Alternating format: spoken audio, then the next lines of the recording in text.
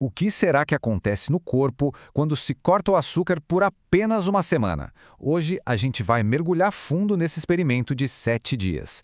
Pode até parecer pouco tempo, mas como vamos ver, as mudanças podem ser, olha, bem surpreendentes.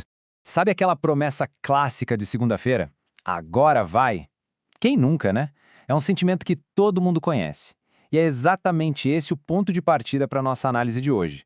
Uma decisão que parece simples, mas que tem um impacto gigantesco no corpo e na mente.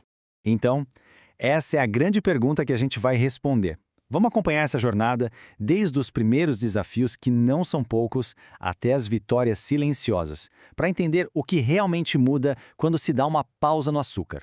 Mas antes de começar a jornada, é fundamental entender o porquê de tudo isso. Para isso, vamos dar uma olhada no que a Organização Mundial da Saúde, a OMS, tem a dizer sobre o açúcar. E o ponto central aqui é essa definição. Quando se fala em cortar açúcar, é disso que estamos falando, dos açúcares livres. Não é sobre a fruta inteira, não, mas sim sobre aqueles açúcares adicionados em quase tudo, desde o refrigerante até o molho de tomate. E por que isso importa tanto? Bom, segundo a OMS, lá em 2012, as doenças não transmissíveis, que muitas vezes estão ligadas à má alimentação, foram responsáveis por 68% de todas as mortes do mundo. 68%. É um número que assusta e que dá a dimensão do problema. Agora, o que é bem interessante aqui é a recomendação visual. A OMS é muito clara. Os açúcares livres deveriam ser menos de 10% da nossa energia diária. E para ter ainda mais benefícios, o ideal mesmo seria ficar abaixo dos 5%. Isso mostra como o espaço do açúcar na nossa alimentação deveria ser pequeno, né? E aqui a gente viu um resumo claro dos riscos. Um consumo alto de açúcar está ligado diretamente a uma dieta pior, a ganho de peso e, claro, a um risco muito maior de doenças crônicas e também de problemas dentários. É como um efeito dominó na nossa saúde. Certo. Agora vamos para a parte prática. Os primeiros dias. É aqui que o corpo começa a reclamar, a protestar. E a gente vai entender direitinho por quê. As primeiras 72 horas são uma verdadeira montanha-russa. O primeiro dia é o choque. O café sem açúcar parece outra coisa. No segundo, o corpo protesta para valer, com dor de cabeça, irritação. E no terceiro, a vontade de comer doce atinge o pico. Isso é uma reação bioquímica real, não tem nada a ver com falta de força de vontade. Esse é o ponto-chave. A luta não é imaginária. É o nosso cérebro que foi condicionado a associar açúcar com uma recompensa rápida, com um pico de dopamina. Quando esse estímulo é cortado, o sistema de prazer do cérebro reage. Ele exige o que foi tirado. Mas depois da tempestade, a calmaria vem. Vamos avançar para a fase seguinte e ver como o corpo começa uma revolução silenciosa. Uma fase em que os benefícios finalmente começam a aparecer. E a transformação é incrível. Aquela montanha-russa de energia dá lugar a uma estabilidade muito mais confortável. A fome deixa de ser uma emergência constante. E até o sono melhora, fica mais profundo. Tudo isso porque os níveis de glicose e insulina no sangue se tornam bem mais estáveis. E aqui acontece uma coisa quase mágica.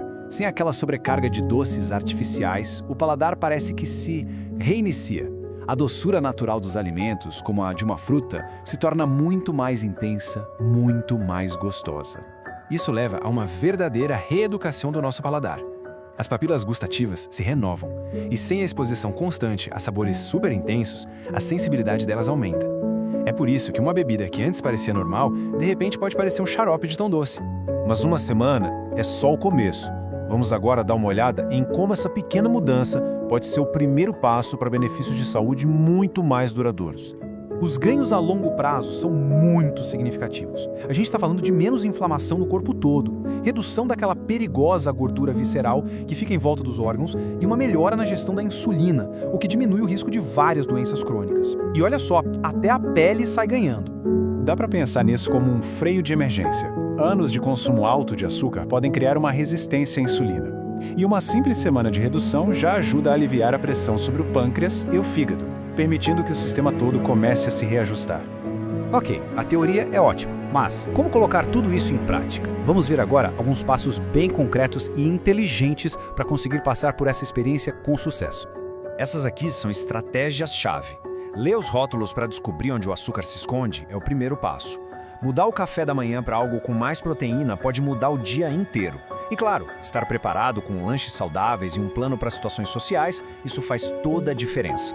Este resumo é fantástico, porque ele conecta todos os pontos. Estabilizar a glicose resulta em menos fome e cansaço. Reeducar o paladar torna mais fácil reduzir o açúcar. E estabilizar a insulina melhora o humor e o sono, o que leva a mais clareza mental no dia a dia. E essa frase é muito poderosa. Esse desafio todo não é sobre se privar de tudo, mas sobre criar consciência.